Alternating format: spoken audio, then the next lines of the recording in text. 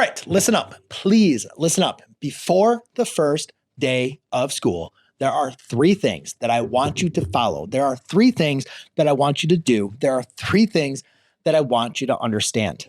If you want to be successful for this year, these 3 things are not in any special order, but I'm telling you, from being a teacher for 14 years inside the classroom, from seeing students from the beginning of the year to the end of the year, I can tell you with which students that were prepared on the first day of school, how successful they were at the end of the year. So, what do you have to do? What do you have to be? What do you have to understand? The first one, it's very obvious, and please do not glaze over this because I know once I say it, immediately you're going to be like, all right, what's the next one? Let me skip to that, but hear me out here. The first one is to set a goal. Now, do not just write the letter A on a piece of paper and then move 3 minutes ahead on this video. No, you need to set a goal and you need to understand why is that goal important to you. You need to understand this. This is more important to the goal. You need to understand the motivation behind why it is you want to achieve what it is you want to achieve.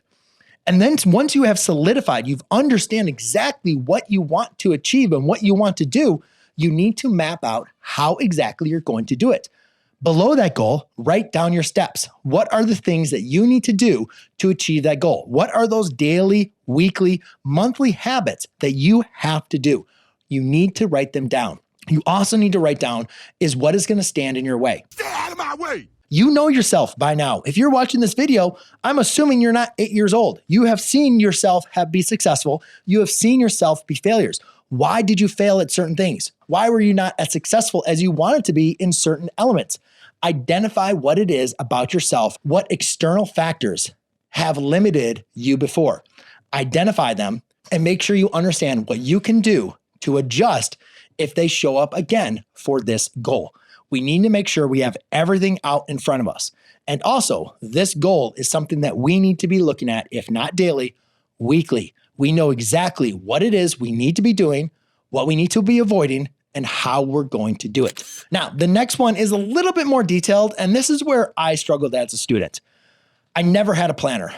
My brain could never go down this way. But I can tell you from being somebody that now technology has allowed me to basically have a digital planner, it's been so helpful for me to be able to have this guidance or to have this kind of direction in my life, because physically writing things down in a planner just didn't work for me. But if it works for you, then do it. If you need to do digital, then do digital.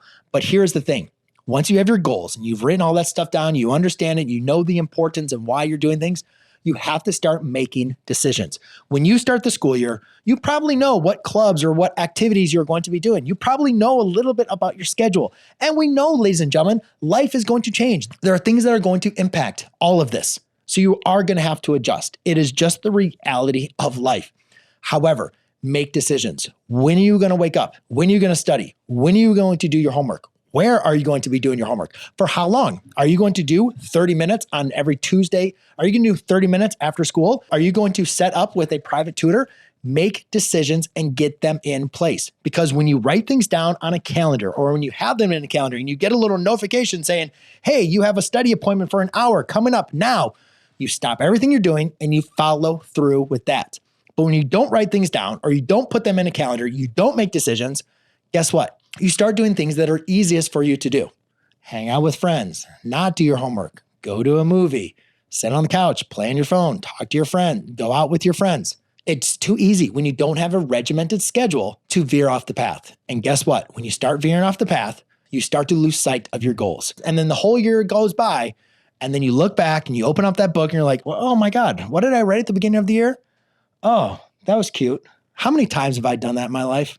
Way too many times. That's why I'm making this video for you. Don't be an earlier version of myself, because I will tell you my most successful and enjoyable years have been when I had a goal that I was striving for, when I was dedicated and consistent with my work ethic to achieve that goal. And that is when I got the most satisfaction out of my life.